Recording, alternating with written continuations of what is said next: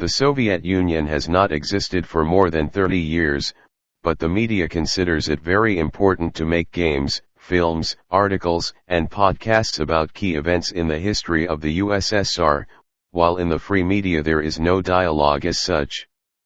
At the same time, if someone asks where, for example, this or that fact or figure came from, then most likely you will be referred to absolutely unbiased memoirs of people famous in the West. Stalin, who was an absolutely barbaric in every possible way you could imagine, was planning to start a third world war. And he was certainly capable of doing such things because he had already imprisoned or killed tens of millions of people. If you try to question the honesty and impartiality of these statements, or try to work with documents, the typical answer will be, all documents were forged, and these opinions were obtained at gunpoint. It turns out to be a very comfortable position. If there are no documents to work with, any private opinion can be promoted as absolute truth, as long as one is on the agenda. And on top of that, they've added their own level of trauma with the gulags, as you know. Yeah. You know, in your book, you detail this. The level of trauma in the Soviet system was just huge and endemic. For example, if there is a thesis that Stalin was crying in his office for the first 2 weeks of the war, then quotes from science fiction writers from the 90s can be cited in his defense. Against this thesis there are dozens of times more evidence, as well as a log of visits. If we say that all documents are fake, and the leadership of the USSR, long before the 90s, forged all the memoirs at gunpoint, then the answer to the question raised becomes a matter of faith, not a historical approach. Nevertheless, you can make decades of videos about anything, and no one will ask for sources. You can even add your beliefs into school program in Russia, and who can blame you repeating for them after that? The topic of this video is another thing commonly considered a ground truth in some countries, that the Soviet Union was a repressive totalitarian state where half of the state was in prison and another half was guarding them. But is it really the case? Let's consider the number of incriminated in Soviet Union with the citadel of democracy, the United States of America. Thesis 1. The numbers. In Soviet Russia, the maximum number of prisoners in the Gulag, falling on January 1, 1950, was 2.7 million people. The total amount of people from 1921 to 1951, which is the toughest time in terms of number of prisoners, is around 4 million people, which is around 133,000 men per year. In these times the types of the facilities were camps and colonies. Who were the prisoners of Soviet correctional facilities? According to the statistics of the Ministry of Internal Affairs, on January 1, 1959, 54% of prisoners were convicted from 5 to 10 years, although the grant of parole and full rehabilitation was highly common afterwards. 23% of all prisoners were condemned for theft of state and public property. 31% for theft of personal property. 19% for mugging. 13%, murder, rape, banditry. 12%, other minor crimes. 1.2%, were convicted for so-called counter-revolutionary crimes, basically sabotage, agitation, cooperation with foreign intelligence, conspiracy groups. Which, as we all know, is just a conspiracy to repress people and never can happen in real-life scenario. The facilities were called correctional, because their purpose was not to just punish the criminal, but also re-educate, so that the prisoner does not fall out of life after release. Obviously, not only for that, but this was one of the reasons the Soviets used prisoners' labor, where prisoners were sent to the major construction sites, together with regular people, who wanted to earn some extra money, because strategic construction places were higher paid than average.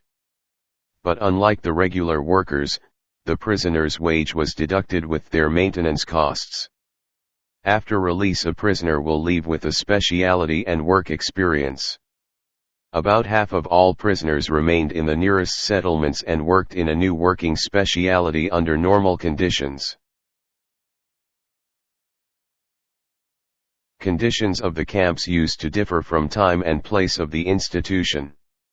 For toughest times like famine in 1932, repression time of 1937 to 1938, wartime 1939 to 1945 and famine after war, the death rate could be up to 5.7% per year, in 1938, but on average it was 3.29% for camps and 2.3% for colonies per year on average. For comparison, death rate in Stockholm in 2018 was 3.84%. It is worth noting that there were episodes of mass death of prisoners due to errors in logistics, but these cases do not reflect the general trend. Moreover, the perpetrators were found and punished. That is why people ultimately associated Soviet power with justice. Regardless of your status and amount of money, you will answer if you screwed up. Although the Soviet system showed that if you close the basic need of people and get rid of the main social issues of the crimes, like lack of education, food and shelter, unemployment, then the amount of crimes gradually decreases, because very few people do crimes because they are, say, naturally bad or of the wrong race. The vast majority do it mostly because they are poor, uneducated, and see no perspectives in life. Social being determines consciousness. Intervention and Civil War 1917 to 1923, preparation for the foreign invasion before World War II affected the repression picture. 1937 to 1938 are known as repression times, when the number of convicted was up to 700,000 people per year, up to half of which, around 700,000 people were sentenced to death, out of which from 13 to 49,000 men, depending on further court decision, were actually executed. During that time there are a lot of evidence of excessive cruelty of the investigating authorities, as well as a large number of unfairly convicted or sentenced to unreasonably long terms. This is known not from the fairy tales like Solzhenitsyn's Archipelago Gulag, who, referring to nothing, invented the figure of 40 million convicts. And the fact that these deaths on massive scale occurred, and the fact that we don't know that deep inside our bones is a testament to the absolute rot of the education system. But the facts are known from the government archives, which keep each convict's personal file. In 1937, due to internal party and personal struggle, as a continuation of civil war and intervention, there was a sharp increase in number of prisoners. Why this happened and how many of convicted were actually innocent is a separate question. However, it is also known as fact that the following year, 1938, was a year when most of the employees of the Ministry of Internal Affairs, who exceeded their powers in 1937, received a well-deserved punishment. Many of them testified that their actions were intentional. Also, up to 25% 1939 to 1941 years were convicted with a simplified emergency court, which obviously should affect the credibility of the investigations.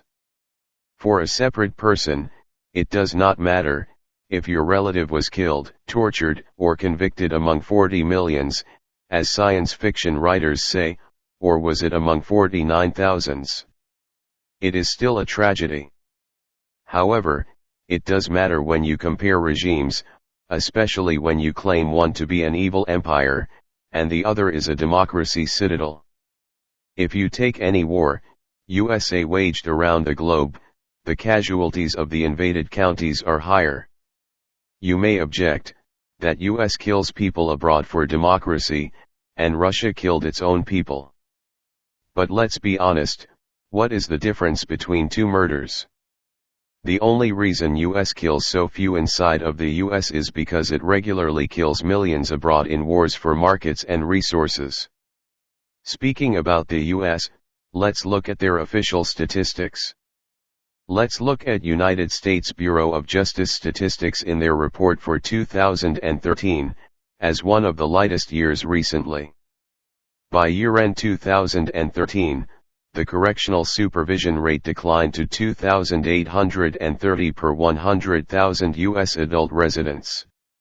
In 2013, 7.2 million adults were in U.S. correctional facilities.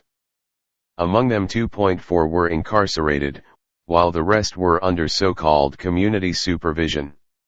Also in 2013, FBI reports a decline in crimes, saying there were an estimated 1,163,146 violent crimes reported to law enforcement last year. From BJ's report we know that 1.2 million people were sent to prison for more than 1 year. In 2022, there were 1.8 million people incarcerated. 4 million Soviet prisoners 1921 to 1951 can be gathered for any recent 5 years period in the U.S., if you count only incarcerated, disregarding the ones under correctional supervision.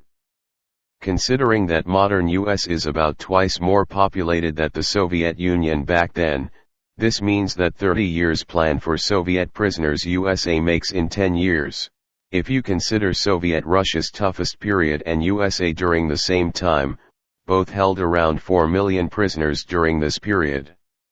USA on average had a little bit higher number of prisoners than Russia, except for 1937 and 38. But if you adjust those numbers with the population size, USA had almost twice more prisoners than Russia on average. Again, during so-called repression time in Russia the number of prisoners was thrice higher than in average US year. Modern capitalist Russia roughly has from 2 to 5 times, depending on year, more prisoners per capita than Russia under Stalin. Finally, modern USA each year holds twice more prisoners than the Soviets during the repression time, and up to 10 times more than in Soviet Russia on average. If you consider American incarcerated plus community supervision, which can be up to 7 million per year, then per capita those numbers are uncomparable.